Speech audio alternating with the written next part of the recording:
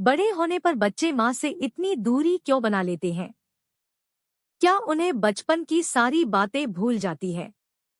माँ अपने बच्चों के लिए अपने सारे सुखों का त्याग कर देती है। बच्चों के सुखों के लिए कड़ी मेहनत करती है। सलमा के दो बेटे थे। उसका बड़ा बेटा सुहेल 10वीं पास होते ही दिल्ली चला गया और वहां उसने कड़ी मेहनत करके अपना निजी जूता चप्पल का बड़ा सा कारखाना खोल लिया। भाग्यवश कारखाना से अच्छी कमाई करने लगा, खूब पैसा घर पर भेजने लगा। अब माता पिता ने अपने छोटे बेटे तुफैल की पढ़ाई को जारी रखा। तुफैल के एमबीए पास करते ही विदेश में जॉब लग गई। दोनों बेटों की आयु में 3-3 साल का अंतर होने के कारण दोनों की शादी एक साथ कर दी। सुहेल अपनी पत्नी को अपने पास बुला लिया। पत्नी ने 2 साल में अपने पति को ऐसे बदल दिया कि अब सुहेल अपने माता पिता का हालचाल पूछना बंद कर दिया। तुफैल की पत्नी सलमा के पास रहती थी और अपने सास ससुर का देखभाल करती थी, लेकिन वह अधिकांश समय अपने मायके में व्यतीत करती थी। तुफैल अपनी पत्नी के खाते में पैसा भेजा करता था और कहता था कि पैसा आसानी से नहीं कमाया जाता, बड़ी मेहनत करनी पड़ती है। पैसा संभाल के खर्च करना। सलमा और उसके पति अब बूढ़े हो चुके थे। सलमा बीमार रहने लगी, खाना नहीं बना पाती। तुफैल से फोन में कहती, बेटा अपनी पत्नी को समझा कि वह अपने मायके न जाए, हमारे पास रहकर हमारी देखभाल करे। तो तुफैल कहता कि सुहेल से कहो 6 महीने सेवा करने के लिए अपनी पत्नी को भेजे और 6 महीने मेरी पत्नी आप लोगों की सेवा करेगी। सलमा जब सुहेल के पास कॉल करती तो सुहेल की पत्नी बहाना मार देती कि सुहेल अभी घर पर नहीं है और फोन काट देती।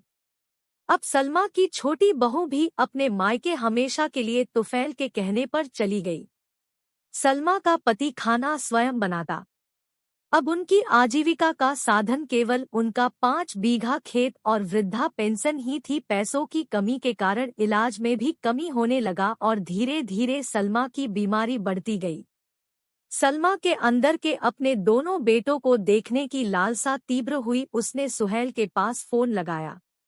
उसकी पत्नी ने फोन नंबर को ब्लैक लिस्ट में डाल दिया। अब तुफैल के पास फोन लगाया तो उसने कहा, अभी कंपनी छुट्टी नहीं दे रही है। सलमा की आंखों में आंसू आ गए। अपनी औलाद को देखने के लिए उसका दिल तड़प उठा। दिन रात सलमा को यह गम ना था कि मेरे बेटे मेरी देखभाल नहीं कर रहे हैं, बल्कि सलमा की ममता अपने बेटों के दर्शन के लिए तरस रही थी। इसी तड़प में वह 1 सप्ताह के अंदर ही अपना जीवन त्याग दिया। अब उसका पति अकेला पड़ गया। उसने 5 बीघा जमीन गांव के एक आदमी को इस शर्त पर फसल पैदा करने के लिए दे दिया कि वह उसे खाना और उसकी छोटी छोटी जरूरतें पूरा करेगा। सलमा की मृत्यु की खबर सुनकर दोनों बेटे और बहुएं घर आई। सुहेल और तुफैल ने अपने पिता से बहुत क्षमा याचना की, परंतु पिता उनकी शक्ल देखने को राजी न हुआ और कहा, हमारी मृत्यु के उपरांत आप दोनों खेत और घर अपने नाम करवा लेना। मैंने केवल जीवन यापन के लिए गांव के आदमी को खेत दिया है, मैं पाप नहीं करूंगा अपना घर खेत बेचकर। सलमा मरते वक्त मुझसे वचन लिया था कि आप घर और खेत बेचना मत, बेटों की के नाम वरासत कर देना।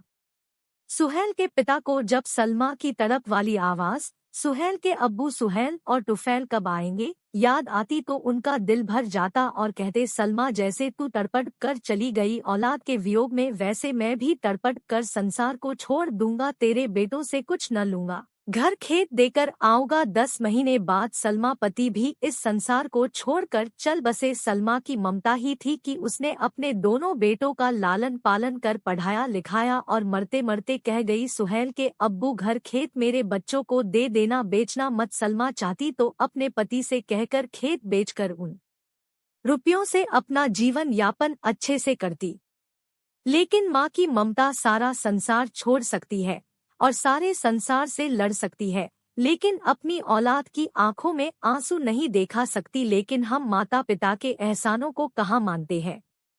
आज हम जो कुछ भी हैं, यह हमारे माता पिता की ही देन है। अतः हमें चाहिए जिस प्रकार उन्होंने अपने सुखों का त्याग करके हमारी परवरिश की है, ठीक इसी प्रकार हम भी अपने सुखों का त्याग करके उनकी पूरी जिंदगी सेवा करें।